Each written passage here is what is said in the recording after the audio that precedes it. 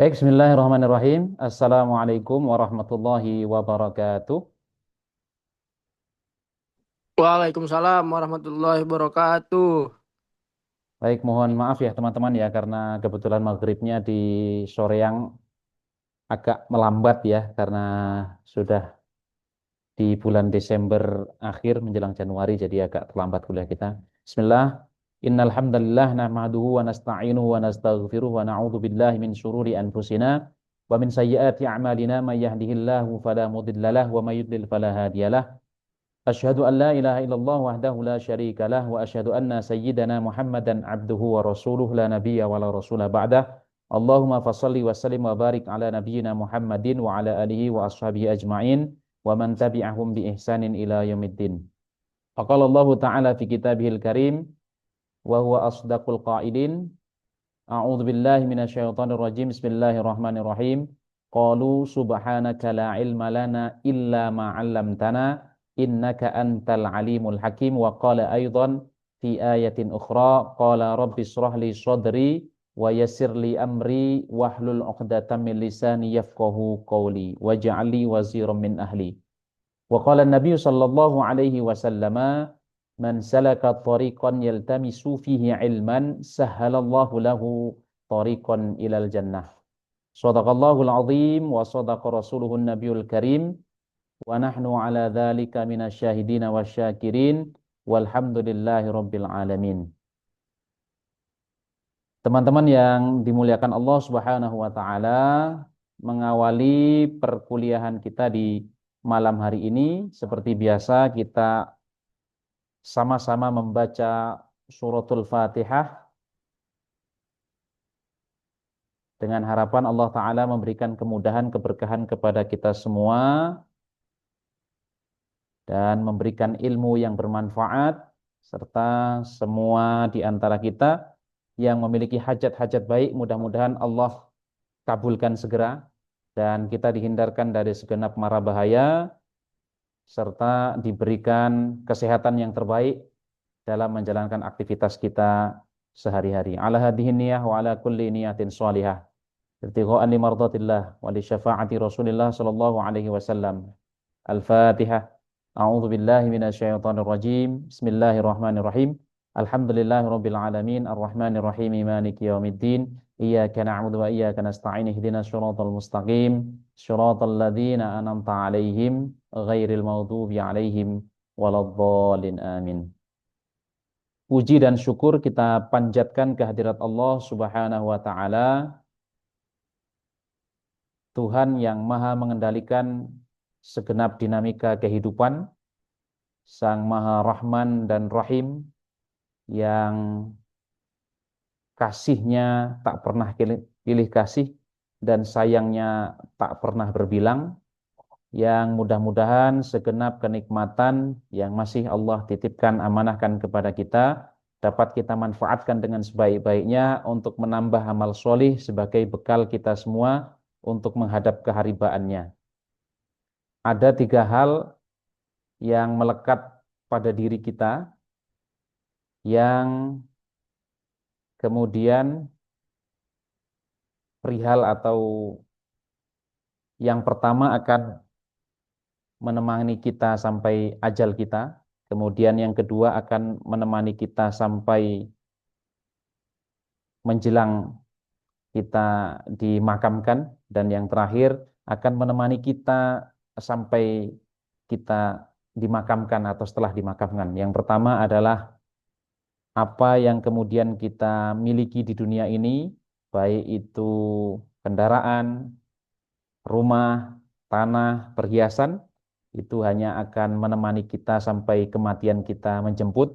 Ketika kita sudah dinyatakan wafat, maka baju kita kemudian diganti dengan kain kafan. Kalau ada hal lain yang melekat pada diri kita juga akan dilepas. Kalau ada gigi palsu bahkan yang kita kenakan dan mudah untuk kemudian dilepas juga, sunnahnya adalah dilepas. Dan kemudian perihal yang kedua atau golongan yang kedua yang akan menemani kita sampai kemudian kita menjumpai tempat peristirahatan kita adalah keluarga kita. dan itu pun barangkali tidak semua akan menghantarkan kita ke tempat peristirahatan kita, termasuk karib kerabat kita, sahabat kita, dan terakhir yang akan senantiasa membersamai kita sampai kemudian kita ditanya oleh malaikat mungkar dan nakir adalah amal kita. Yang mudah-mudahan kita semua bisa merawat orang-orang yang berada di sekitar kita, menjaga hubungan baik dengan orang-orang yang berada di sekitar kita, dan juga bisa menambah amal solih sehingga kemudian kita memiliki bekal yang cukup untuk menghadap kehadiran Allah Subhanahu wa taala. Salawat beriringkan salam senantiasa kita panjatkan, kita sampaikan kepada Nabi besar Muhammad sallallahu alaihi wasallam biqauli Allahumma shalli ala sayyidina Muhammad wa ala ali sayyidina Muhammad. Assalamu alayka ya Rasulullah. Mudah-mudahan kita semua diakui oleh baginda Muhammad sallallahu alaihi wasallam sebagai umatnya dan berhak atas syafaatnya di yaumil qiyamah nanti. Rekan-rekan yang berbahagia, di malam hari ini kita akan sama-sama mendiskusikan terkait dengan tema musyawarah majelis dan pembacaan putusan. Di pertemuan yang lalu sudah sama-sama kita diskusikan, kita bahas terkait dengan pembuktian dan kesimpulan.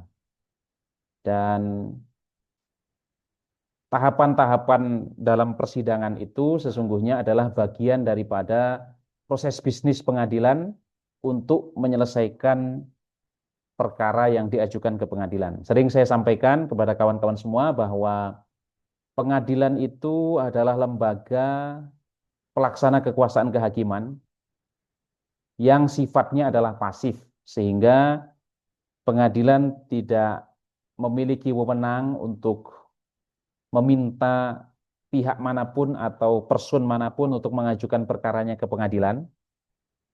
Tetapi pengadilan tidak boleh menolak perkara yang diajukan kepadanya. Sehingga ketika perkara sudah diajukan ke pengadilan, maka pilihan dari pengadilan yang dalam hal ini adalah majelis hakim yang menangani perkara tersebut adalah menerima, memeriksa, mengadili, dan memutus serta menyelesaikan perkara tersebut.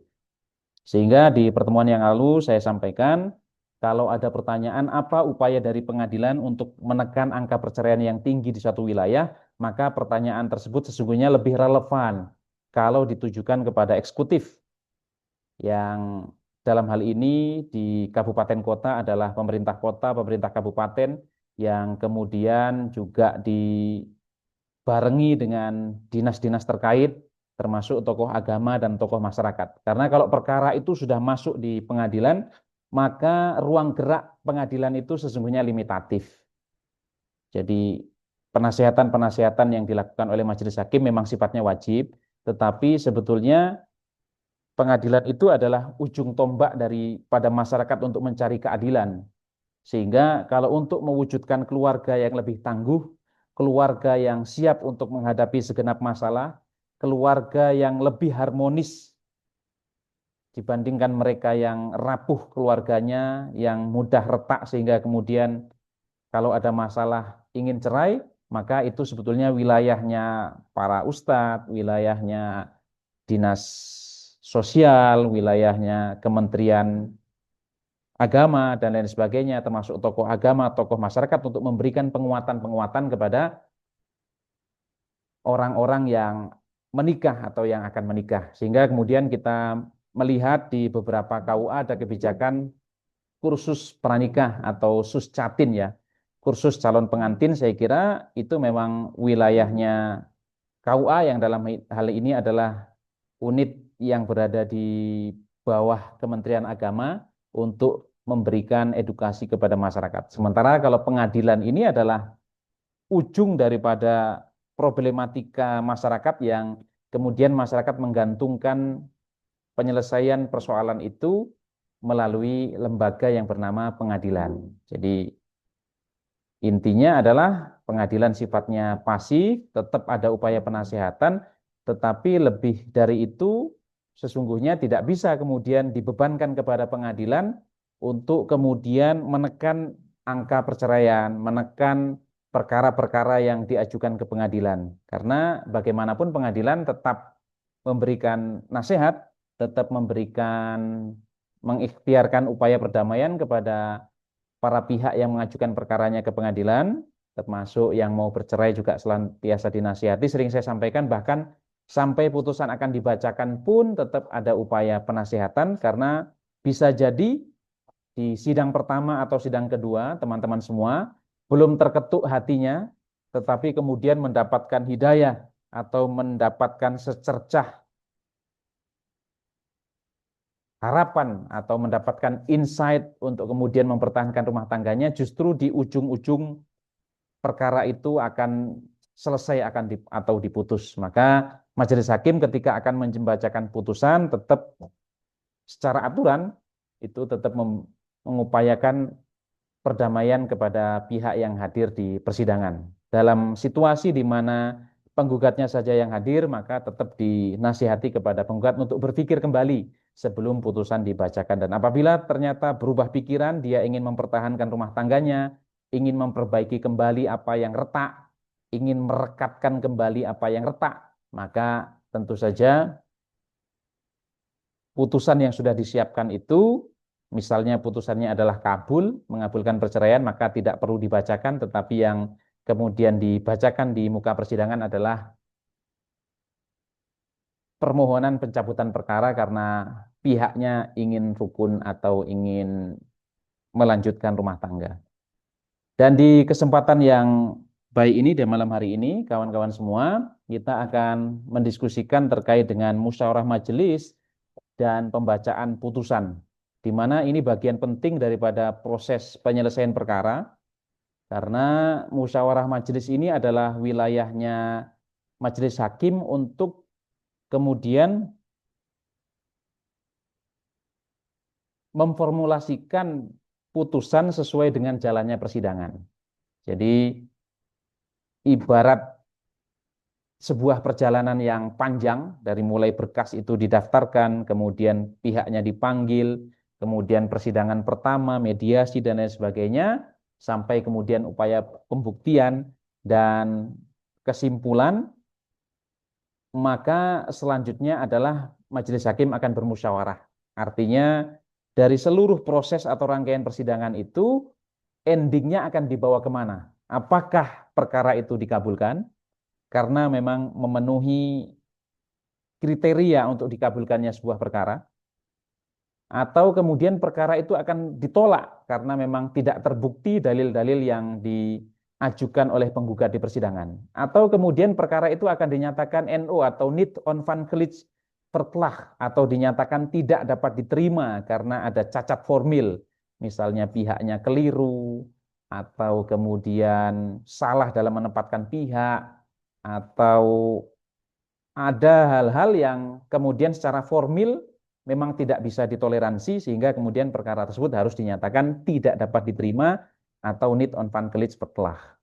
Kemudian nanti masuk pula ke tahapan pembacaan putusan, yang pembacaan putusan ini adalah dilakukan setelah adanya musyawarah majelis tadi. Dan nanti kita akan dengarkan presentasi dari kelompok 10 ya terkait dengan materi ini. Ada Mas Rizkul Mubarak An-Nur, kemudian Annabella Sucipto dan Putri Maharani. Dan sebelum kita masuk ke presentasi dari teman-teman kita di kelompok 10, kita akan sama-sama mengerjakan kuis Kahoot ya, sebagai pengayaan bagi kawan-kawan semua. Dan memang kuis Kahoot yang saya siapkan ini adalah kuis Kahoot persiapan untuk menghadapi UAS. Sehingga nanti beberapa soalnya ada yang sudah pernah dikerjakan oleh kawan-kawan semua, tetapi beberapa yang lain itu berkaitan dengan eksekusi putusan, berkaitan dengan harta bersama, berkaitan dengan hak asuh anak. Dan saya kira meskipun belum kita bahas secara detail, paling tidak saya ingin mengetahui wawasan atau pengetahuan awal kawan-kawan semua terkait dengan hal-hal yang saya sampaikan tadi. Baik. Oke.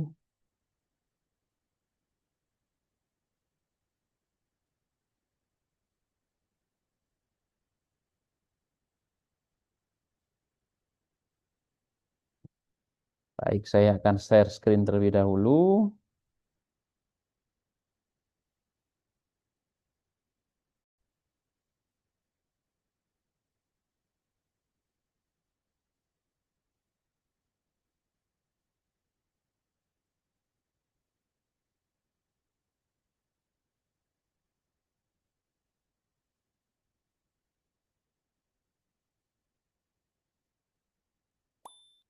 Baik, pin gamenya sudah keluar di 646, 844, dan seperti biasa nanti untuk 5 besar yang mengikuti kuis ini, yang berhasil meraih nilai terbaik 5 besar akan saya catat sebagai bagian daripada keaktifan kawan-kawan mengikuti perkuliahan analisis perkara di pengadilan agama ini.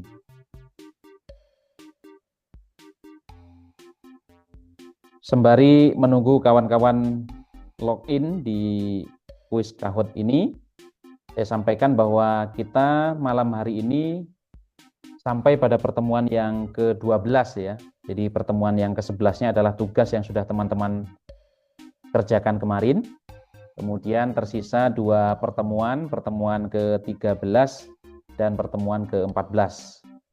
Dan karena masih ada 3 kelompok yang akan presentasi, selain kelompok yang akan presentasi malam hari ini, masih ada kelompok 11, kelompok 12, dan kelompok 13. Maka di pertemuan berikutnya, nanti presentasi dari kelompok 11 dengan terkait dengan eksekusi putusan.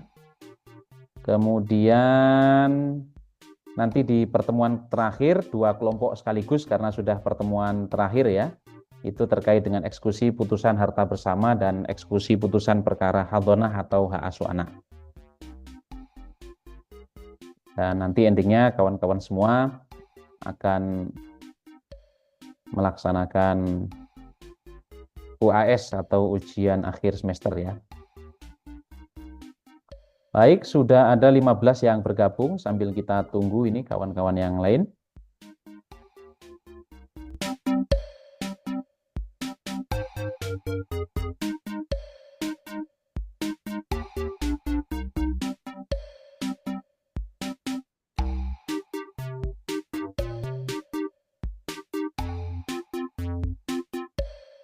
Baik, pukul 19:02 nanti akan kita mulai, masih kita tunggu.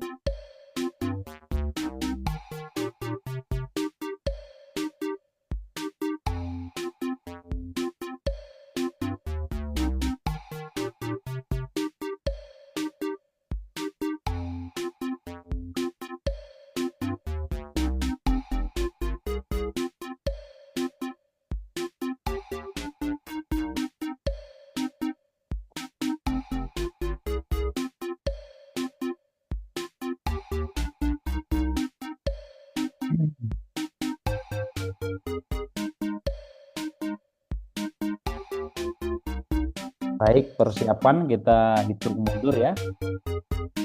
5, 4, 3, 2, 1.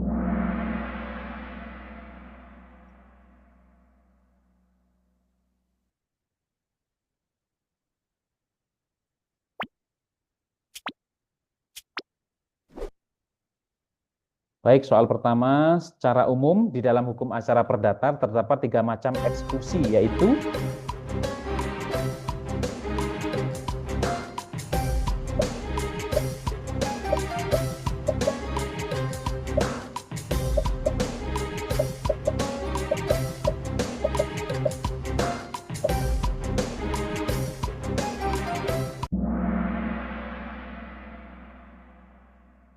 baik. Jadi untuk pertanyaan kali ini teman-teman semua ya. Jadi di sini tidak ada kecualinya. Jadi artinya ada 3 jawaban yang benar, yaitu eksekusi real gitu ya, yang secara nyata, kemudian eksekusi untuk melakukan suatu perbuatan atau menghentikan perbuatan tertentu, kemudian eksekusi pembayaran sebelah uang, dan yang tidak termasuk dalam macam eksekusi adalah eksekusi sukarela. Jadi kalau sudah mau melaksanakan secara sukarela ya sebetulnya bukan rezimnya eksekusi, bukan bagian dari eksekusi lagi gitu ya. Baik, kita lihat di sini rent car nomor satu, kemudian kita lanjut soal berikutnya. Berikut ini yang bukan termasuk asas yang harus dipenuhi dalam eksekusi adalah, saya kira pernah saya keluarkan di kuis sebelumnya. Ingat di sini ada kata bukan, berarti sama halnya dengan kecuali.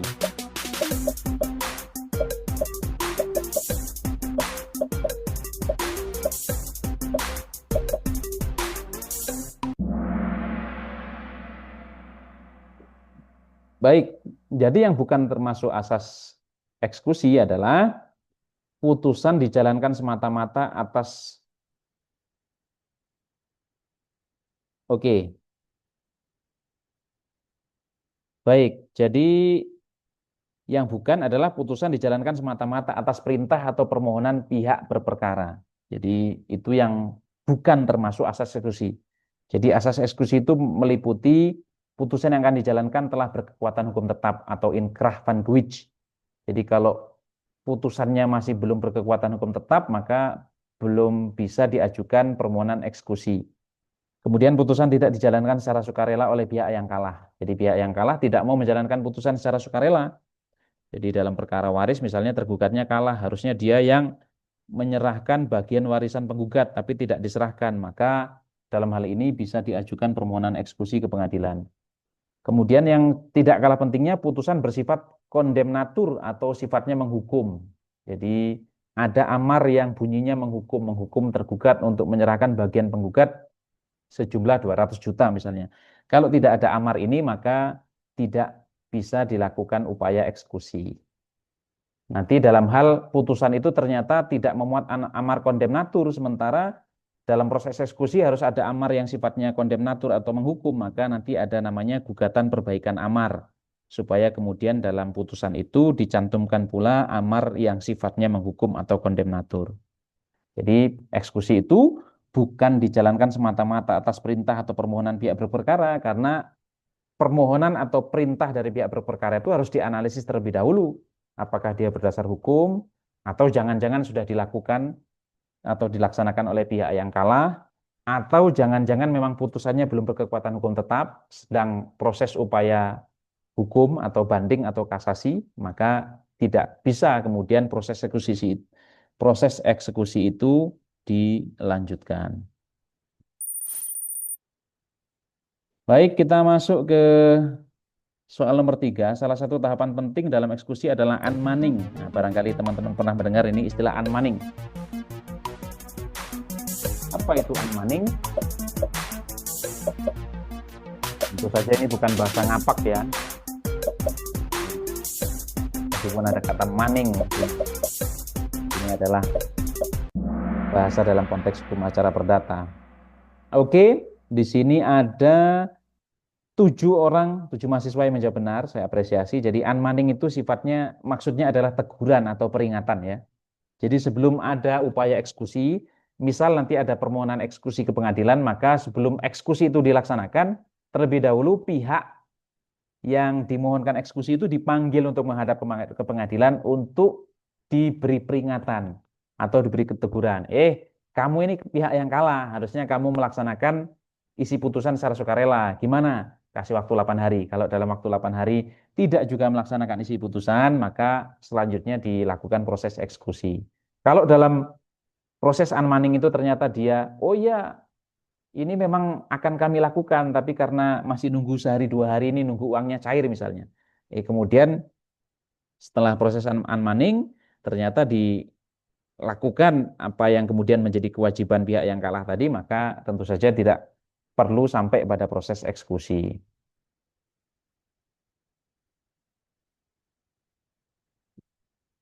Berikut ini adalah hambatan dalam eksekusi hak asuh anak kecuali.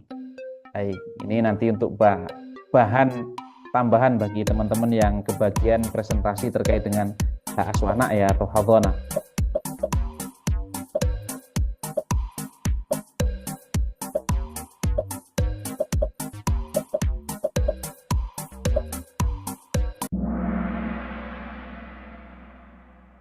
Baik, ingat di sini ada kata kecuali ya, berarti yang bukan. Di sini ada 7 yang menjawab benar ya. Jadi yang bukan hambatan dalam eksekusi hak asuh anak adalah termohon eksekusi dengan rela hati menyerahkan anak kepada pemohon eksekusi. Ya, saya kira ini bukan hambatan, justru ini yang diharapkan. Dalam proses eksekusi itu, kemudian termohon eksekusinya terketuk hatinya daripada anak jadi rebutan. Dengan adanya putusan pengadilan dia sudah terdampak secara psikis, apalagi kemudian ada proses eksekusi, justru akan semakin berlebih beban yang ditanggung atau diterita oleh si anak, maka kemudian termohon eksekusi dengan rela hati menyerahkan anak kepada pemohon eksekusi, tentu saja ini bukan hambatan. Dan ini yang menjadi harapan bersama baik pihak pengadilan maupun pihak pemohon eksekusi. Adapun hambatannya ya meliputi anak menolak untuk diserahkan. Jadi, nah ini juga problem begitu ya. Karena yang mau dieksekusi ini kan anak. Nah, sementara anaknya sendiri menolak. Dia memang ternyata lebih nyaman untuk tinggal bersama dengan termohon eksekusi. Kemudian anak mau ikut pemohon eksekusi, tapi termohon eksekusi menolak menyerahkan. Nah, ini juga hambatan begitu ya. Karena tentu saja jangan sampai kemudian anak ini justru nanti menjadi korban lanjutan dari sengketa orang tuanya di pengadilan begitu ya, karena nggak bisa dipaksa, tidak seperti mobil atau tanah yang bisa dipatok begitu saja atau diserahkan begitu saja, tapi ini adalah berkaitan dengan orang ya, apalagi anak yang sensitif, yang kemudian juga kita harus hormati hak-hak anak dan seterusnya. Kemudian hambatan lain anak tidak ada di tempat. Ya, karena memang anak ini kan dinamis begitu ya. Dia bisa saja disembunyikan, dia bisa saja kemudian dititipkan di tempat tertentu. Oleh karena itu, dalam konteks eksekusi hak asuh anak ini dibutuhkan pendekatan-pendekatan yang khusus, kemudian kerjasama dengan aparat, pihak kepolisian, dengan psikolog, begitu, sehingga kemudian proses eksekusinya menjadi lancar dan juga tidak perlu dilakukan secara terburu-buru, karena bisa saja proses eksekusi itu tidak selesai dalam sekali waktu, begitu ya, sehingga kalau masih menemui hambatan maka bisa ditunda untuk kemudian dilakukan di kemudian hari. Baik, ini false or true. Salah satu alternatif untuk mengatasi hambatan eksekusi asuh anak adalah dengan menerapkan duang som atau uang paksa. Benar atau salah?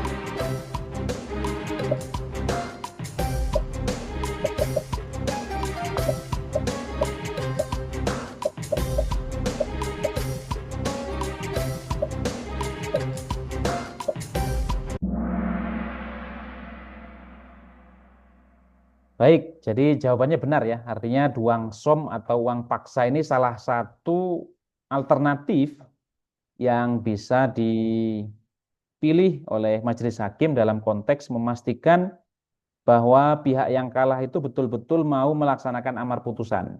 Karena kalau tidak menggunakan mekanisme uang paksa, maka bisa jadi orang itu akan gampang ke kalau bahasa Jawa. Jadi ya sudahlah, toh ya putusan sekedar putusan biar dia mengajukan eksekusi, nanti juga eksekusi juga masih ada proses dan lain sebagainya. Tapi kalau dengan diterapkan uang paksa, misalnya kalau tidak menyerahkan anak, maka akan dihukum 100.000 setiap harinya misalnya. Ini orang kemudian akan berpikir lebih jauh ya untuk kemudian menunda-nunda atau tidak melaksanakan isi putusan.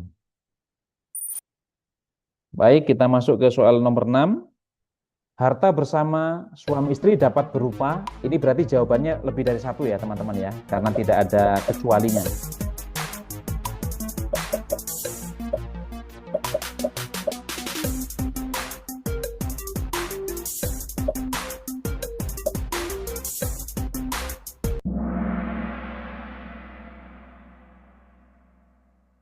Baik, jadi harta bersama suami istri itu bisa berupa kendaraan, bisa berupa rumah, bisa berupa sawah, bisa berupa kebun, bisa berupa hak kekayaan intelektual atau royalti, bisa berupa saham, bisa berupa misalnya gudang yang disewakan, bisa berupa juga hutang.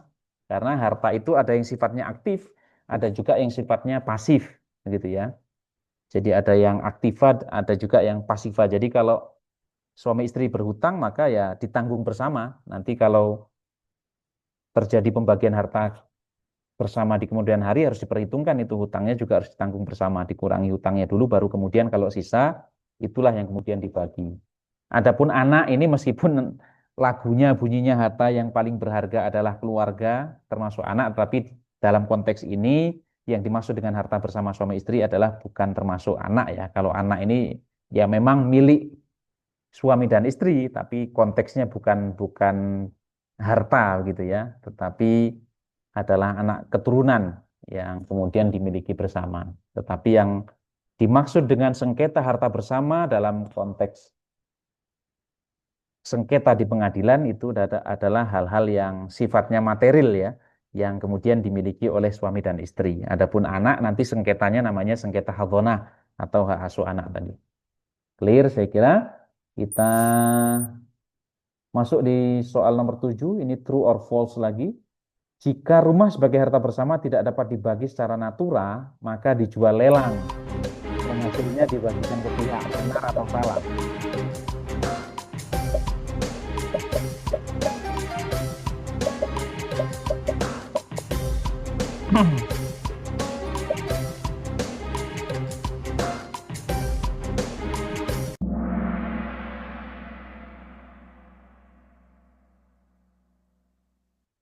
Baik, jadi kawan-kawan semua ya, sebuah rumah sebagaimana background yang tadi tampil pada saat soalnya dilihat oleh kawan-kawan semua.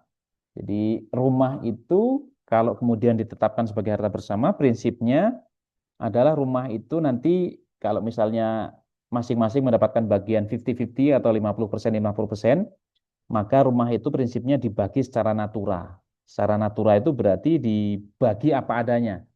Tetapi ini menyisakan persoalan, apakah kemudian dengan dibagi secara natura ini justru akan tetap mempertahankan fungsi dari rumah itu sendiri, atau justru rumah itu akan kehilangan fungsi. Jadi, karena rumah ini kan berbeda dengan uang. Kalau uang 100 juta, 50-50 ya sudah 50-50. Tetap memiliki nilai dan tidak mengurangi nilai dan nilainya tetap bisa dimanfaatkan. Adapun kalau rumah kemudian dibagi dua, misalnya suami, mantan suami mendapatkan bagian depan dari rumah dan istrinya mendapatkan bagian belakang dari rumah, nanti justru sementara kamar mandinya atau toiletnya hanya satu misalnya, maka nanti bisa menyisakan persoalan justru rumah itu malah justru tidak berfungsi dengan baik ya, atau yang mantan suami mendapatkan lantainya, mantan istri mendapatkan atapnya, ini juga tentu saja tidak bijak ya, tidak bisa dimanfaatkan dengan semaksimal mungkin rumah itu. Maka kalau tidak memungkinkan dibagi secara natura, secara apa adanya, maka rumah itu dilelang gitu ya melalui KPKNL. Lalu hasil dari lelang itu dibagikan ke pihak sesuai dengan porsinya atau sesuai dengan pembagian yang ditetapkan oleh pengadilan. Misalnya rumahnya itu harganya 300 juta, maka setelah dikurangi dengan biaya lelang dan seterusnya, misalnya bersihnya 250 dan masing-masing mendapatkan 50% atau 50-50, maka berarti dari 250 itu kemudian dibagi dua, masing-masing mendapatkan 125 juta dan demikian pula pihak mantan istri juga mendapatkan 125 juta. Baik, kita masuk ke soal nomor 8. Dalam sengketa hak asuh anak dikenal istilah best interest of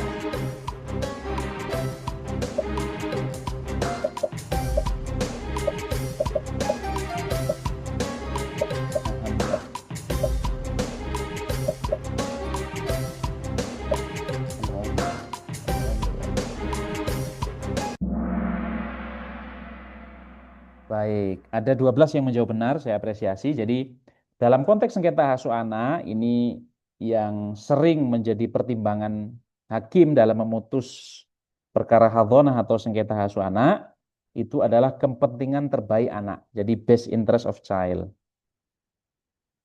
Jadi dalam konteks sengketa asuh anak itu yang dilihat adalah siapa di antara ayah dan ibu anak tersebut yang paling mampu mewujudkan kepentingan terbaik bagi anak. Jadi dalam konteks sengketa asuh anak, anak tidak semata-mata diposisikan sebagai objek, tetapi juga sebagai subjek. Jadi bukan kemudian anak yang dipersengketakan, bukan kemudian anak yang menerima pengasuhan, tapi anak sebagai subjek yang berhak atas pengasuhan yang terbaik. Maka kemudian best interest of child ini yang harus menjadi perhatian, menjadi pertimbangan penting majelis hakim dalam memutus sengketa asuh anak. Jadi bukan semata-mata ayah atau ibunya yang paling berhak, tapi siapa di antara keduanya yang paling mungkin mewujudkan kepentingan terbaik bagi anak. Jadi kalaupun misalnya statusnya adalah laki-laki, ayah, tapi ternyata dia memiliki waktu yang lebih memadai. Dia bekerja tapi pekerjaannya fleksibel. Kemudian dari sisi finansial lebih memungkinkan. Sementara ibunya sibuk dan kemudian sering bepergian jauh. Ini bisa jadi kemudian majelis akan menjatuhkan hak asuh anak itu kepada ayah. Kira-kira begitu. Karena yang menjadi pertimbangan adalah best interest of child. Jadi bukan yang dipentingkan adalah bukan kepentingannya bapak atau ibunya, tapi anak itu sendiri. Apakah dengan diasuh oleh ayahnya dia mendapatkan haknya secara maksimal, atau dengan diasuh ibunya yang justru dia mendapatkan haknya secara maksimal. Oke, kita masuk di pertanyaan nomor 9, masih terkait dengan pertanyaan true or false. Ada harta yang dikecualikan dari harta bersama, yaitu harta bawaan, warisan, dan hadiah yang didapat suami atau istri. Benar atau salah?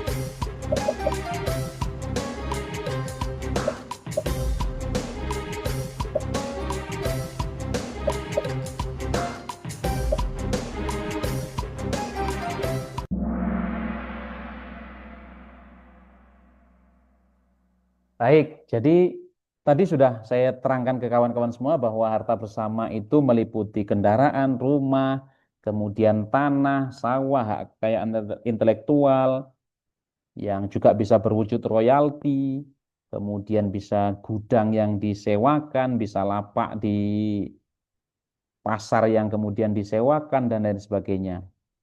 Yang dimiliki oleh suami dan istri secara musyarakah, secara bersama-sama. Tetapi kemudian ada harta yang dikecualikan dari harta bersama. Artinya dia tidak termasuk harta bersama yang diistilahkan dengan harta bawaan. Jadi misalnya Fulan dan Fulanah menikah, Fulan ini sebelum menikah dia sudah memiliki aset yang jumlahnya signifikan. Jadi misalnya sudah punya mobil, sudah punya sawah. Ketika dia menikah, maka mobil sawah yang didapatkan oleh Fulan sebelum pernikahan itu tidak menjadi harta bersama, itu menjadi harta bawaan. Kalau harta bersama adalah harta yang diperoleh selama masa perkawinan. Oke. Kemudian yang juga termasuk yang dikecualikan dari harta bersama adalah harta warisan. Jadi sekalipun orang itu sudah masuk dalam ikatan pernikahan, tapi kemudian dalam masa pernikahan itu dia mendapatkan warisan dari orang tuanya yang wafat. Maka warisan itu tidak diperhitungkan sebagai harta bersama, tetapi diperhitungkan sebagai harta pribadi dia. Sehingga nanti dalam konteks pembagian harta bersama dia bisa dipilah terlebih dahulu mana yang kemudian masuk kategori harta bersama dan mana yang dikecualikan. Dan yang berikutnya hadiah. Jadi orang misalnya ikut undian berhadiah kemudian dapat. Nah, yang demikian itu tidak masuk dalam konteks harta bersama karena dia memang sifatnya keberuntungan ya, laki gitu ya, sehingga kemudian dikecualikan dari harta bersama. Oke, baik. Salma Reva, Mobik Rental ini siapa ini nama aslinya? Basroh dan Jan.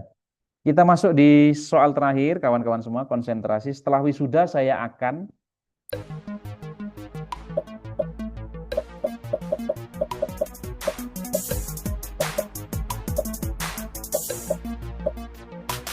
Ini sekaligus memotivasi kawan-kawan semua ya. Saya pilih background mahasiswa yang di wisuda, yang mudah-mudahan teman-teman dimudahkan untuk sampai pada tahapan itu. Setelah di wisuda, saya akan ada 8 orang yang menjawab bekerja, ada yang 4 orang yang menjawab berwirausaha, ada yang menjawab 2 orang menikah. Nah, ini bisa saya telusuri nih siapa yang menjawab menikah. Ada yang menjawab akan melanjutkan studi. Tentu saja pilihannya akan lebih menarik, akan lebih dinamis kalau kemudian saya kombinasi misalnya bekerja plus wirausaha, menikah plus melanjutkan studi, atau berwirausaha plus menikah dan seterusnya. Saya kira itu pilihan dan dari jawaban ini menunjukkan preferensi dari kawan-kawan atau teman-teman semua, tetapi ala kulihal saya mendoakan yang terbaik gitu ya. Dan ini tidak ada jawaban yang paling benar dan jawaban yang salah, semuanya benar ya. Oke.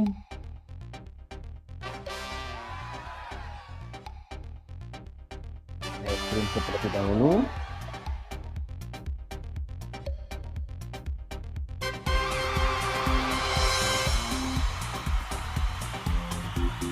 Baik, di sini ada Salma nomor 1, Reva. Ngobik Renkar ini siapa ini? Saya Pak Atas nama? Muhammad Karim dan Radika. Oh ya, nanti japri saya ya. Oh ini ternyata Iya sampai Pak. podiumnya sampai 3 aja ya. Oke.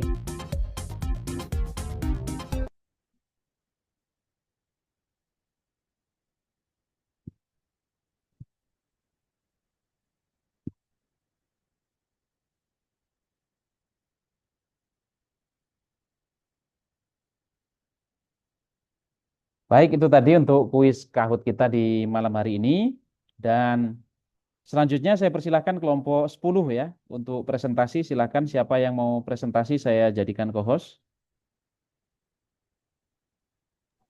Saya Pak, hostnya Pak. Rizkul ya. Yang share screen saya, Pak. Oh yang mau share screen atas nama? Anna. Oh ya Ana ya. Iya, Pak. Ini Ana dan Putri ini ya. Iya, Pak. Oke, silakan. Baik, dan untuk kawan-kawan yang lain disimak, diperhatikan dengan sesama dan penuh antusias. Kemudian harapan saya supaya teman-teman bisa proaktif ya untuk kemudian merespon, menanggapi, bertanya, dan kemudian menyampaikan pendalaman dari materi yang akan disampaikan oleh kelompok 10. Silakan.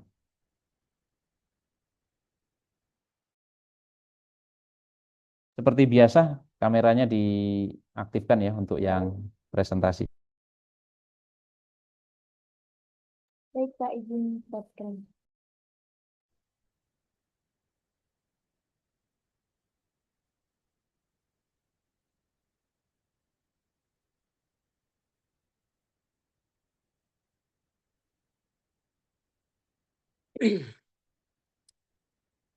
Baiklah, Assalamualaikum warahmatullahi wabarakatuh.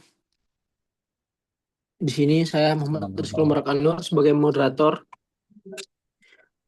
Kami dari kelompok berapa nih? 10, kelompok 10, Mas. Kami dari kelompok 10 akan menyampaikan presentasi tentang musyawarah majelis dan pembacaan putusan. Yang pertama akan dibacakan oleh teman saya, Saudari Ana. Silahkan kepada saudari untuk membacakan materi tersebut. Baik, mungkin langsung masuk ke pada pembahasan yang pertama, yaitu mengenai musyawarah majelis. Di sini ada definisi singkat dari musyawarah majelis, yaitu yang merupakan salah satu tahapan atau prosedur terakhir di dalam persidangan sebelum para majelis hakim ini membuat dan mengucapkan putusan. Jadi musyawarah majelis ini itu dilakukan setelah tahapan persidangan yang sebelumnya dilakukan itu selesai, dan sifatnya itu dalam sidang tertutup dan rahasia. Dalam musyawarah majelis ini itu diikuti oleh anggota hakim yang sebelumnya itu terlibat di dalam persidangan, yaitu hakim ketua dan para hakim anggota. Kemudian poin selanjutnya yaitu tujuan musyawarah majelis. Di antaranya yaitu yang pertama menyatukan pandangan para hakim terhadap perkara yang diperiksa. Jadi tujuan musyawarah majelis ini itu bukan hanya satu hakim saja yang akan menyampaikan pendapatnya, tetapi juga mempertimbangkan pandangan atau pendapat dari para hakim anggota yang lainnya. Kemudian yang kedua yaitu untuk menilai fakta serta alat bukti yang sebelumnya itu telah diajukan di dalam persidangan. Kemudian yang ketiga yaitu untuk menentukan dasar hukum yang tepat dan sesuai dengan hukum untuk diterapkan di dalam sebuah persidangan tersebut. Kemudian yang keempat yaitu untuk merumuskan amar putusan yang nantinya itu adil. Dan yang kelima yaitu untuk mencegah putusan yang sifatnya sepihak. Dalam artian mempertimbangkan pandangan-pandangan hakim yang lain. Kemudian dasar hukum dari musyawarah majelis ini sendiri yaitu ada di dalam pasal 14 ayat 1 Undang-Undang Nomor 48 Tahun 2009. Kemudian ada di dalam asas independensi kekuasaan hakim, yakni hakim itu bebas dari tekanan atau campur tangan dari pihak manapun di saat para hakim ini memeriksa, mengadili atau memutus perkara. Kemudian berdasarkan pada prinsip musyawarah dalam Islam atau yang biasa disebut syura. Poin dasar selanjutnya yakni prosedur musyawarah majelis hakim. Jadi beberapa tahapan yang dilakukan ketika musyawarah majelis hakim itu, yang pertama yaitu pembukaan musyawarah. Jadi pertama prosedurnya ini itu hakim ketua yang membuka musyawarah dan menjelaskan pokok perkara yang sebelumnya telah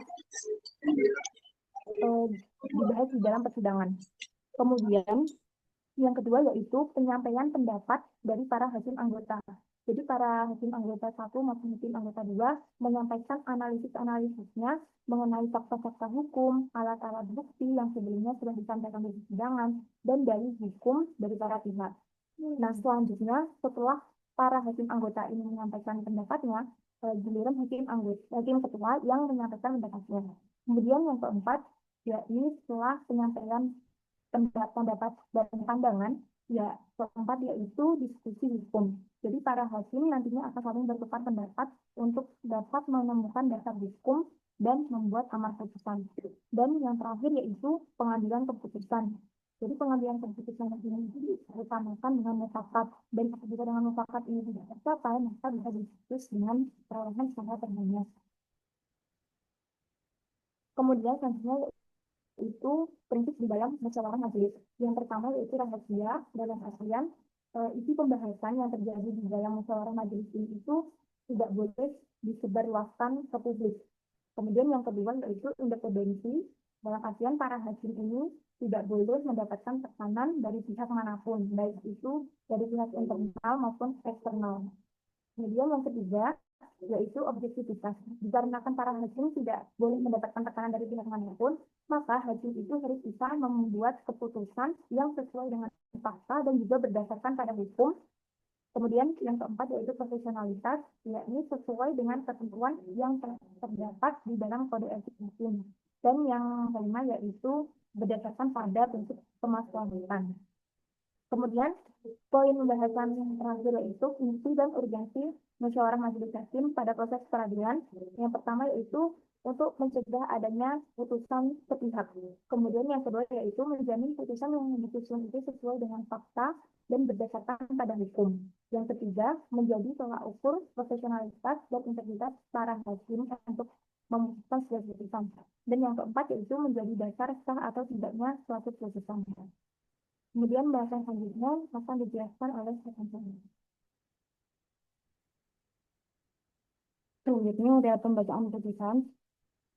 Pembacaan putusan yaitu tahapan terakhir dan sangat penting dalam proses persidangan. Ketika majelis hakim membacakan secara resmi hasil pemeriksaan perkara di muka sidang yang terbuka untuk umum. Pada tahap ini, hakim menyampaikan amar putusan beserta pertimbangan hukum yang menjadi dasar pengambilan keputusan sebagai wujud pelaksanaan asas keterbukaan dan akuntabilitas peradilan. Pembacaan putusan menandai berakhirnya proses pemeriksaan perkara dan menjadi dasar penentuan hak dan kewajiban para pihak yang berperkara.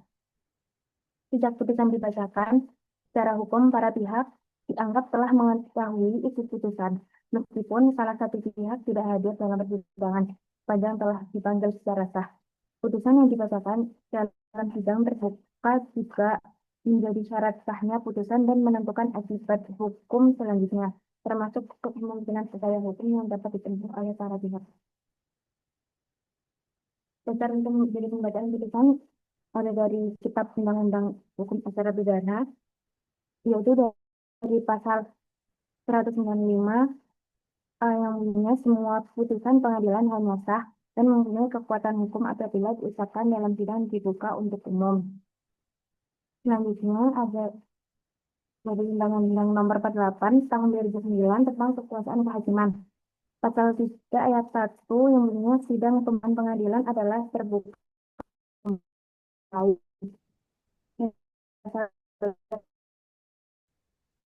pengadilan apabila diucapkan untuk keterbukaan menjadi dasar utama pembacaan sebagai bentuk akuntabilitas dan transparansi peradilan.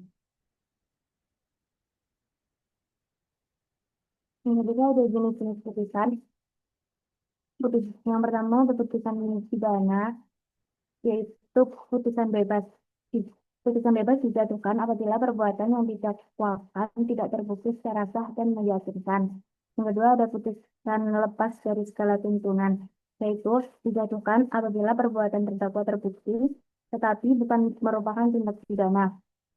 Yang ketiga ada putusan pemidanaan, dijatuhkan apabila terdakwa terbukti bersalah dengan bentuk pidana, pidana kurungan, pidana penjara, pidana denda, dan pidana tambahan. Selanjutnya ada dari putusan perdata. Yang pertama ada putusan mengabulkan gugatan, yaitu hakim mengabulkan seluruh atau sebagian gugatan penggugat. Yang kedua ada putusan menolak gugatan, yaitu gugatan dinilai tidak terbukti atau tidak beralasan hukum. Yang ketiga ada putusan tidak dapat diterima, yaitu putusan tidak dapat diterima karena cacat formil. Selanjutnya ada putusan deklaratif, yaitu putusan yang menegaskan atau menyatakan suatu keadaan hukum. Yang kelima ada putusan konstitutif, yaitu putusan yang menimbulkan, mengubah, atau menghapus suatu keadaan hukum. Yang terakhir ada putusan kondemnatif, yaitu putusan yang menghukum salah satu pihak untuk melakukan atau tidak melakukan sesuatu.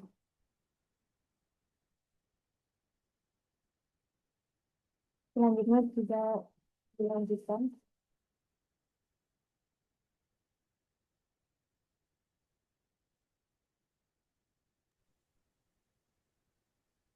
Baiklah, selanjutnya saya akan melanjutkan materi yang telah disampaikan oleh Saudari Ana dan Putri. Pemputusan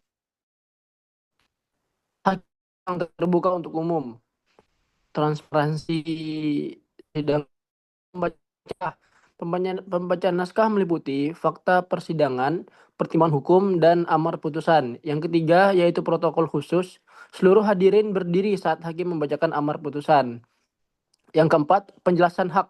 Penjelasan hak yaitu hakim memberikan opsi kepada para pihak untuk menerima banding atau masih ingin memikirkan dalam jangka waktu 7-14 hari. Yang terakhir penutup yaitu ketukan palu sebagai tanda berakhirnya pemeriksaan perkara di tingkat tersebut. Slide selanjutnya. Yang terakhir yaitu kesimpulan. Musyawarah majelis dan pembacaan putusan merupakan tahapan yang sangat penting dan sifatnya saling berkaitan satu sama lain di dalam proses peradilan di pengadilan agama. Musyawarah majelis menjamin putusan yang disusun benar dan berlandaskan dengan hukum yang mencerminkan prinsip keadilan, hakim dalam menjalankan fungsinya.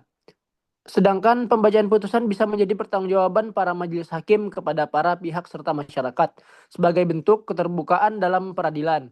Kedua hal ini menjadi penentu sah, adil, dan wibawa dalam suatu putusan pengadilan. Baiklah, demikian presentasi yang kami sampaikan dari kelompok 10. Selanjutnya mungkin dari teman-teman ada yang ingin bertanya, dipersilahkan.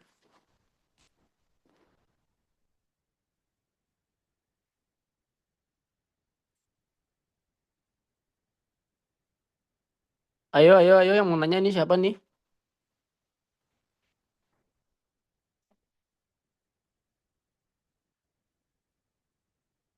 Patuh. Nggak ada Pak yang nanya kayaknya Pak.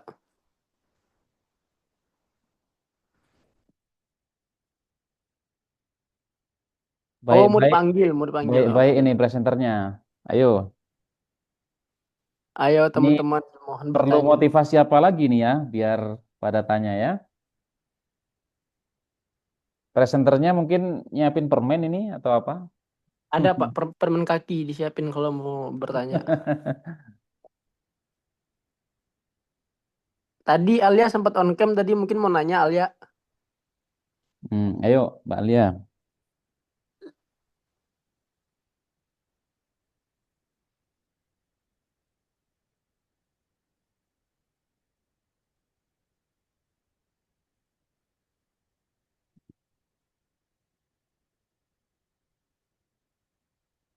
Oke,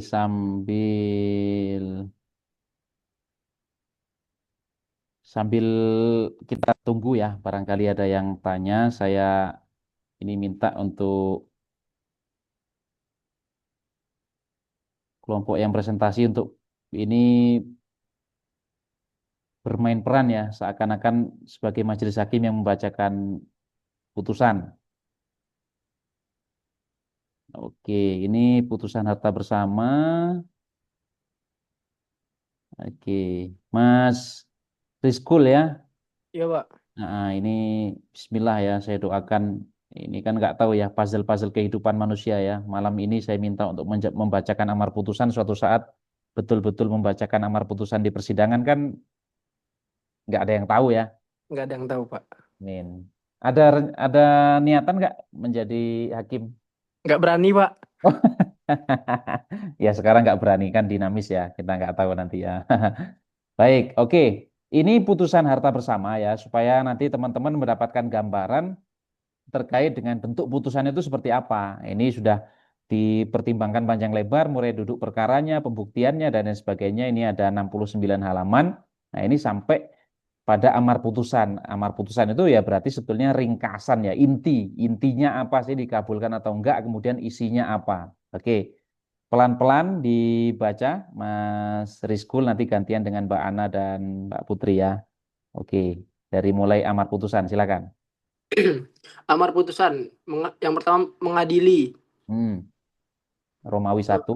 Romawi 1 dalam konvensi Hmm. 1 mengabulkan gugatan penggugat konvensi untuk sebagian. Oke, berhenti dulu. Tadi kan sudah teman-teman jelaskan ya. Jadi gugatan itu ada yang dikabulkan secara keseluruhan, ada yang kemudian dikabulkan sebagian, ada yang ditolak, ada yang dinyatakan tidak dapat diterima begitu ya. Ini termasuk contoh yang dikabulkan sebagian. Nah, kalau dikabulkan sebagian berarti nanti ada bagian lain yang ditolak atau dinyatakan tidak dapat diterima. Oke, next ke Yang dalam kedua, konvensi ya. yang kedua menetapkan harta berupa sebidang tanah berikut bangunan di atasnya.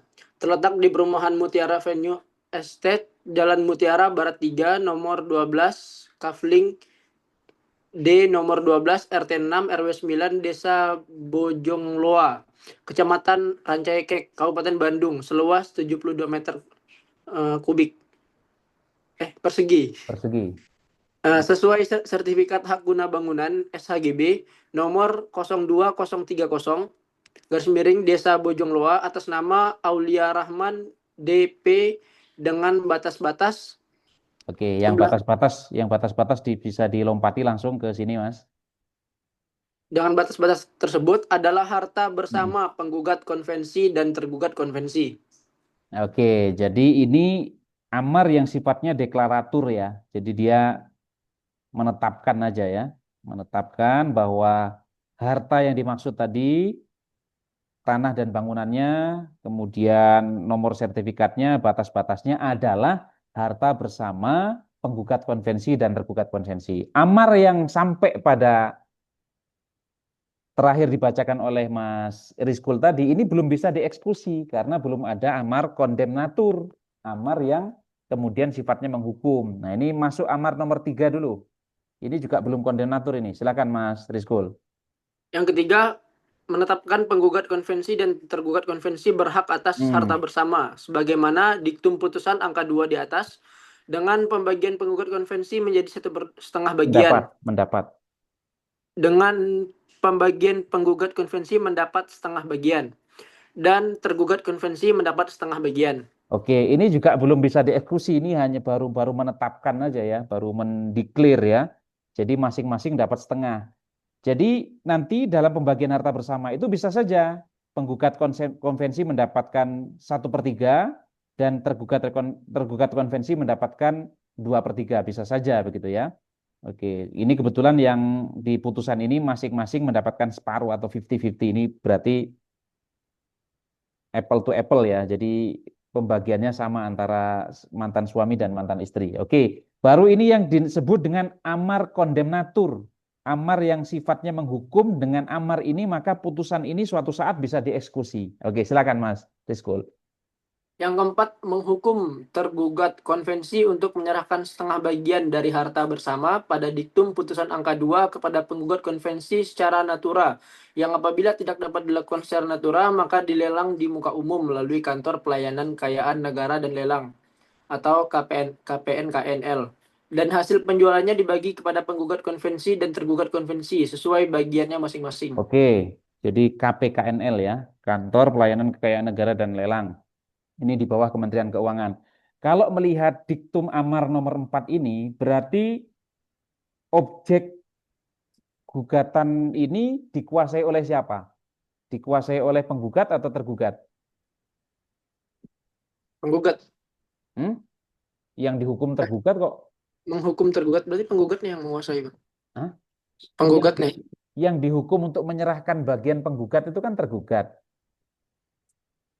Jadi Iya, kalau saya menghukum seseorang untuk menyerahkan, berarti kan dia yang menguasai. iya. Bagaimana mungkin kalau objeknya dikuasai oleh penggugat, malah saya hukum tergugat untuk menyerahkan?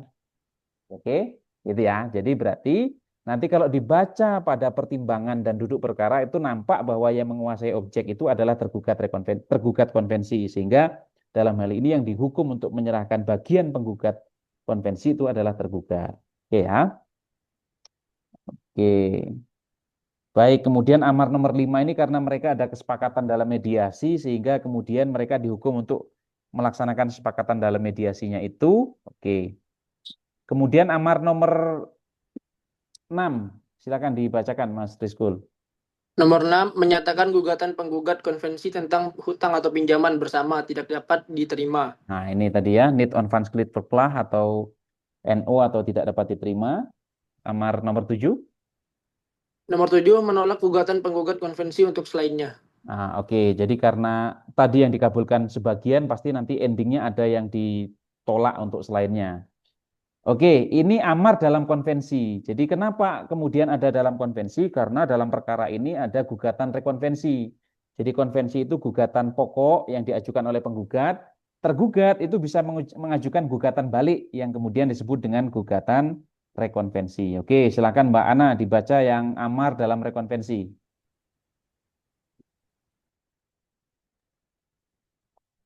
Romawi 2 dalam rekonvensi. Pertama, mengabulkan gugatan penggugat rekonvensi untuk sebagian.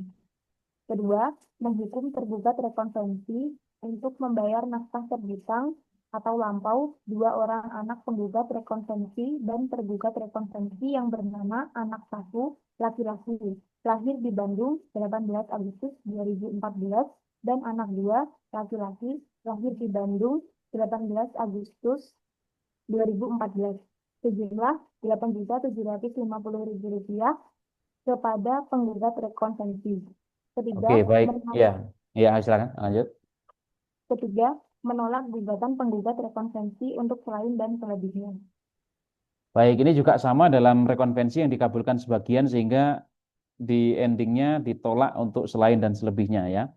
Kemudian untuk anak ini memang sengaja saya anonimisasi ya, tidak disebutkan secara detail untuk nama anaknya. Oke. Silakan Mbak Putri ya, Putri Maharani ya, Romawi 3. Romawi 3 dalam konvensi dan rekonvensi. Membebankan kepada penggugat konvensi atau tergugat rekonvensi untuk membayar biaya perkara ini sejumlah Rp2.320.000. Berapa? Diulangi. Sejumlah 2.320.000. rupiah. Rupiah. Oke, baik. Jadi kalau perkara itu ada konvensi dan rekonvensi, nanti di bagian biaya perkara dalam konvensi dan rekonvensi, maka nanti dibebankan kepada siapa gitu ya. Penggugat rekonvensi berarti statusnya dalam rekonvensinya menjadi tergugat rekonvensi, atau adapun tergugat konvensi dalam rekonvensi menjadi penggugat rekonvensi. Oke, dan ini nanti dijatuhkan oleh majelis hakimnya juga ditulis tanggal berapa, kemudian putusan dibacakan tanggal berapa, kemudian ini tanda tangannya, kemudian rincian biaya perkaranya ada di bagian paling bawah. Oke, saya kira itu. Kemudian saya tambah sedikit untuk pengayaan dari materi yang disampaikan oleh teman-teman kelompok 10 tadi.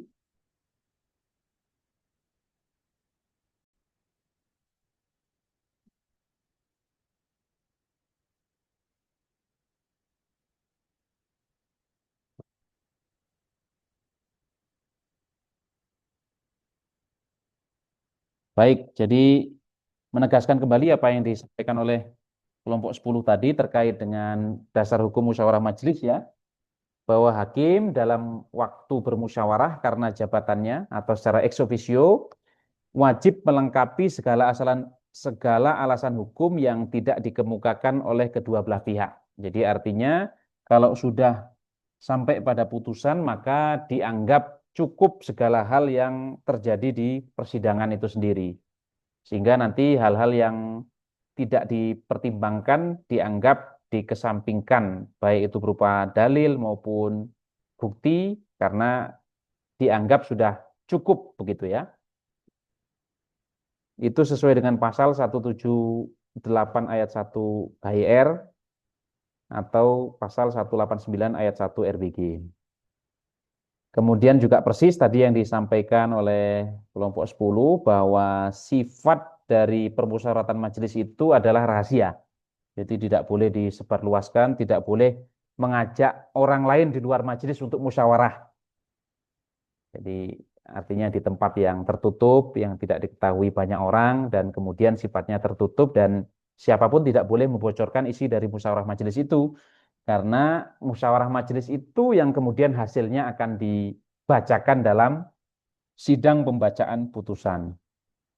Maka sesuai dengan pasal 59 ayat 3 Undang-Undang Nomor 7 Tahun 1989 tentang Peradilan Agama, sebagaimana diubah dengan Undang-Undang Nomor 3 Tahun 2006 dan Undang-Undang Nomor 50 Tahun 2009, juga tadi junto Undang-Undang Nomor 48 Tahun 2009 tentang kekuasaan kehakiman ya, bahwa rapat permusyawaratan hakim atau rapat permusyawaratan majelis hakim itu bersifat rahasia. Bahkan nanti panitera sidang atau panitera pengganti juga dalam situasi tertentu bisa saja dia tidak ikut serta dalam musyawarah majelis gitu ya. Jadi dia bisa ikut serta karena untuk mengklarifikasi catatan-catatan persidangan, tetapi dalam situasi tertentu juga dia bisa saja tidak ikut dalam musyawarah karena memang sifatnya secret atau rahasia tadi. Jadi ini untuk meminimalisir putusan itu diperjualbelikan, karena kalau kemudian orang tahu hasil musyawarahnya, dia bisa saja bermain. Kamu mau menang atau enggak? Padahal jelas-jelas dia yang mau dimenangkan. Iya, saya mau menang. Nah, kalau mau menang bayar sekian misalnya. Nah, itu lah mengapa kemudian rapat musyawarah majelis itu sifatnya rahasia.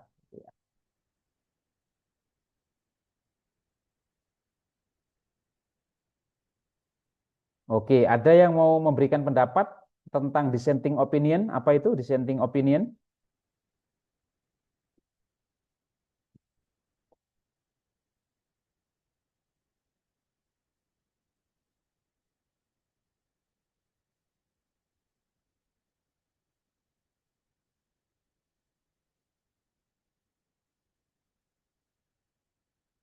Baik, jadi dissenting opinion itu adalah pendapat yang berbeda. Jadi ketika musyawarah majelis itu kan tadi disampaikan oleh kelompok 10, masing-masing memiliki hak yang independen untuk menyampaikan pendapatnya, tidak boleh saling mengintervensi begitu ya. Masing-masing punya hak suara, tetapi memang sebisa mungkin diupayakan untuk sampai pada titik kesimpulan yang sama begitu ya. Kalau memang masih bisa dimusyawarahkan. Tetapi dalam situasi tertentu bisa jadi terjadi perbedaan pendapat yang signifikan sehingga kemudian ending dari perkaranya itu antara ketua majelis dengan anggota majelis berbeda. Misalnya ketua majelis dengan anggota satu itu mengabulkan, sementara anggota dua karena pertimbangan tertentu menolak perkara tersebut. Maka dalam situasi demikian ini namanya terjadi dissenting opinion, pendapat yang berbeda. Pendapat yang berbeda ini nanti akan dituangkan dalam putusan. Dan nanti yang diambil sebagai putusan akhir itu adalah pendapat mayoritas. Jadi kalau ada dua orang yang mengabulkan, yang satu menolak, berarti yang diambil adalah pendapat yang dan. Kemudian ada lagi concurring opinion. Concurring opinion ini pertimbangan yang berbeda tetapi endingnya sama. Jadi dia hanya berbeda dalam konteks tertentu tetapi nanti ending dari putusannya itu sama, sama-sama mengabulkan atau sama-sama menolak. Tapi mungkin berbeda dalam menilai alat bukti tertentu, berbeda dalam menilai keterangan saksi dan seterusnya. Oke. Jadi kalau dissenting opinion itu adalah pendapat yang berbeda yang kemudian endingnya juga berbeda. Sementara concurring opinion ini adalah pendapat berbeda tetapi ending atau amar putusannya tetap sama. Oke, kemudian tadi yang kita bahas adalah musyawarah majelis. Bagaimana kalau hakimnya tunggal? Karena tidak semua perkara yang disidangkan di pengadilan itu dengan hakim yang berjumlah lebih dari satu orang, 3 orang, 5 orang. Ada juga yang kemudian hakim tunggal. Misalnya dalam pemeriksaan dispensasi kawin. Teman-teman bisa baca Perma nomor 5 tahun 2019 tentang pemeriksaan perkara dispensasi kawin. Itu Perma tersebut mengatur bahwa perkara dispensasi kawin itu disidangkan oleh hakim tunggal. Kalau hakim tunggal tentu saja tidak perlu musyawarah. Berarti kalaupun nanti sidangnya ditunda bukan untuk musyawarah tapi untuk menyiapkan penetapan ya atau menyiapkan putusan. Atau gugatan sederhana yang nilainya tidak lebih dari 500 juta itu nanti bisa masuk kriteria gugatan sederhana disidangkan oleh hakim tunggal. Atau misalnya isbat nikah tetapi sidangnya dilakukan secara terpadu di Pemda misalnya. Bekerja sama dengan Kementerian Agama dan Disdukcapil misalnya. Jadi selesai sidang nanti akan keluar buku nikahnya untuk perkara yang dikabulkan, sekaligus keluar kartu keluarga yang baru, juga KTP yang baru dengan status yang baru, maka dalam situasi yang demikian juga sidang isbat itu dilakukan oleh hakim tunggal. Maka dalam situasi yang seperti ini tidak lagi dikenal dengan istilah musyawarah, tetapi ya artinya cukup diputuskan atau ditetapkan oleh hakim tunggal tersebut, sehingga kemudian nanti bukan musyawarah tapi untuk menyiapkan putusan atau menyiapkan penetapan. Oke. Pembacaan putusan. Tadi di awal saya sampaikan dalam pembacaan putusan untuk perkara yang sifatnya ada sengketanya, misalnya perceraian, harta bersama, kemudian sengketa kewarisan, maka tetap dilakukan upaya damai. Jadi dinasihati kembali untuk dipertimbangkan ulang karena putusan yang dibacakan itu belum tentu mengenakkan semua pihak. Bisa jadi dianggap berkeadilan bagi pihak yang menang, tapi dianggap zalim, dianggap tidak adil bagi pihak yang kalah. Maka upaya damai supaya kemudian mereka merenungkan kembali apa yang sudah terjadi di persidangan, sehingga kalau terjadi perdamaian, maka nanti bisa dicabut gugatannya atau kemudian dilakukan mediasi secara sukarela dan seterusnya. Jadi yang dibacakan dalam sidang pembacaan putusan itu adalah hasil musyawarah majelis. Jadi kalau sudah dibacakan ya itu adalah keputusan dari majelis. Kemudian sifat sidangnya tadi sudah diuraikan dengan detail oleh kelompok 10 sesuai dengan aturan perundang-undangan. Pembacaan putusan itu dilakukan dalam sidang terbuka untuk umum. Jadi kalau tidak terbuka untuk umum nanti putusannya bisa dinyatakan batal demi hukum. Kemudian kehadiran pihak dicatat dalam kaki putusan. Tadi bagian paling bawah dari putusan yang dibacakan oleh Mas Rizkul, Mbak Ana, dan Putri tadi, itu dicatat kehadiran pihaknya. Apakah penggugatnya hadir atau tidak, tergugatnya juga demikian. Oke, dari sini kita bisa analisis apa pelajaran penting dari berita ini. Ulah terlalu, pria Aceh pukul kepala hakim dengan palu. Ini termasuk judul berita yang menarik ya, karena berima dia bersajak ya. Ulah terlalu pria Aceh pukul kepala hakim dengan palu. Ini ceritanya saat pembacaan putusan selesai dibacakan, pihak tergugatnya maju ke depan, begitu ya, mantan suaminya. Nah, majelis tidak menduga bahwa dia kemudian akan merebut palu hakim yang kemudian dipukulkan ke hakim yang membacakan putusan tersebut. Nah, ini termasuk hal-hal yang kemudian perlu diantisipasi dalam sidang pembacaan putusan. Maka tadi betul yang disampaikan oleh kelompok 10 terkait dengan protokoler persidangan, begitu ya. Meskipun sekarang ini di pengadilan memang sumber dayanya terbatas begitu ya. Jadi keamanannya juga minimalis, mudah-mudahan ke depan akan jauh lebih baik lagi sehingga dalam pembacaan putusan itu memang ada dari pihak aparatur keamanan yang kemudian mengamankan agenda pembacaan putusan, kemudian juga mungkin metal detektor itu juga disiapkan dengan memadai sehingga orang yang masuk ke persidangan memang dipastikan tidak membawa senjata tajam, tidak membawa kemudian pistol dan lain sebagainya untuk menghindari hal-hal yang bisa membahayakan di dalam persidangan. Oke. Maka pelajaran penting dari berita tadi, teman-teman semua, dalam pembacaan putusan itu perlunya pengamanan ya. Security artinya nanti kalau teman-teman menjadi hakim, kalau menganalisa sebuah kasus ternyata ini potensi konfliknya tinggi ini. Nah, ini bisa minta pengamanan lebih khusus begitu ya, baik kepada kepolisian ataupun kepada militer dan atau dari satuan keamanan yang ada di pengadilan itu sendiri. Kemudian tenangkan pihak sebelum bacakan putusan itu, pastikan pihak itu dalam kondisi nyaman, tenang. Kalau perlu dia diminta untuk minum terlebih dahulu misalnya untuk menenangkan dirinya sehingga kemudian dia siap mendengarkan hasil daripada musyawarah majelis yang akan dibacakan lewat agenda pembacaan putusan. Kemudian kalau putusannya tebal gitu ya, pembacaan putusan itu tidak harus dibacakan oleh ketua majelis, sebaiknya bergantian sehingga kesannya putusan itu adalah memang putusan majelis, bukan putusan ketua majelisnya saja. Nah, dan itu bagian daripada secara psikis ya, untuk memberikan pemahaman kepada pihak berperkara bahwa memang itu putusan bersama begitu ya, dan itu menghindari pihak yang kemudian dia berpikir untuk melakukan hal-hal yang di luar nalar kepada majelis hakim begitu ya, sehingga kalau dibacakannya secara bergantian itu kan akan memecah konsentrasi juga, jadi sehingga kesannya bukan ketua majelis saja yang paling berperan atau bukan hanya anggota satu saja yang kemudian paling terlibat dalam putusan tersebut.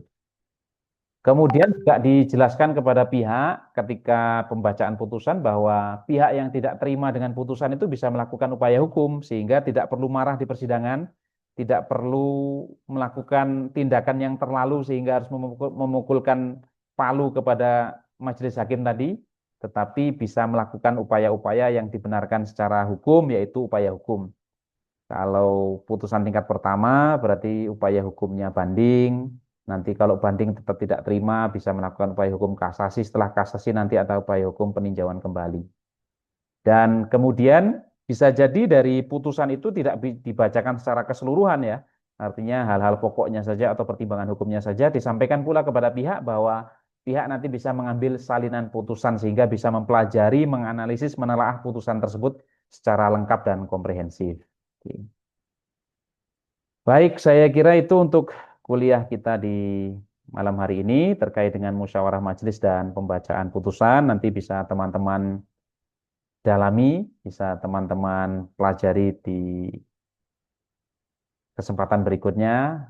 Dan saya kira banyak referensi-referensi yang bisa dijadikan rujukan yang pada pokoknya adalah bahwa musyawarah majelis itu sifatnya adalah rahasia, sementara pembacaan putusan itu justru harus dilakukan dalam sidang terbuka untuk umum.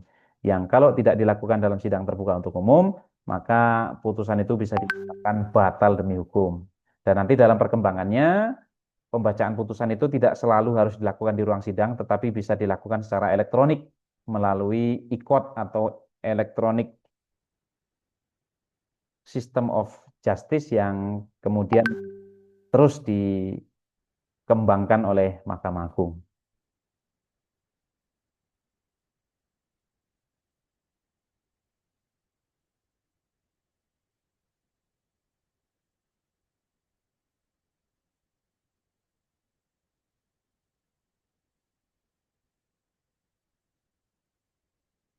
Baik, barangkali ada yang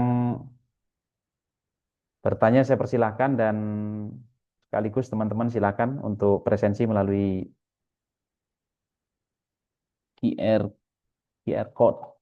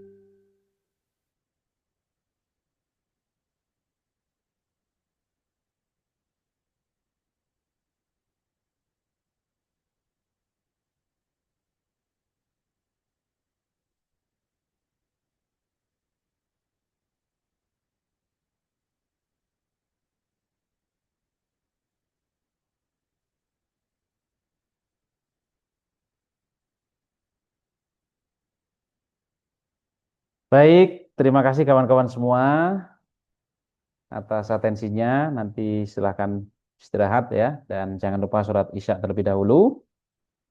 Kemudian untuk pertemuan ke-13 ya, kebetulan saya hari Jumat besok itu ada acara di Purwokerto ya.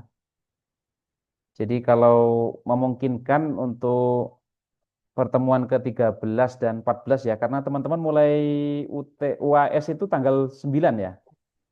Tanggal 9, Pak. Iya, jadi saya, kalau teman-teman tidak keberatan, nanti untuk pertemuan ke-13-nya kita buat di hari Rabu besok ya. Bisa ya teman-teman ya. Supaya nanti Jumat kosong tinggal kita sepakati untuk pertemuan terakhirnya. Jadi disiapkan nanti untuk presentasi kelompok 11 untuk Rabu besok, sama jamnya di 18.30. Kemudian untuk pertemuan terakhir nanti kita sepakati di hari Rabu, apakah kemudian kita buat hari Senin depan atau Selasa depan. Dan kemudian nanti untuk pertemuan terakhirnya itu dua kelompok sekaligus ya, kelompok 12 dan kelompok 13. Baik, demikian marilah sama-sama kita akhiri, kita syukuri, kita tutup bersama dengan bacaan hamdalah dan doa kafaratul majelis. Alhamdulillahirabbil alamin, subhanakallahumma wa bihamdika, asyhadu an la ilaha illa anta, astaghfiruka wa atubu ilaik. Assalamualaikum warahmatullahi wabarakatuh. Waalaikumsalam warahmatullahi wabarakatuh. Ya, monggo silakan teman-teman. Oh, Bapak saya belum absen. Alia ya.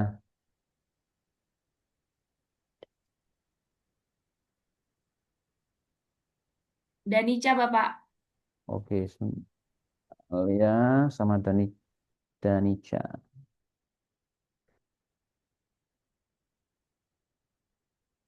Oke, Terima kasih, Bapak. ya.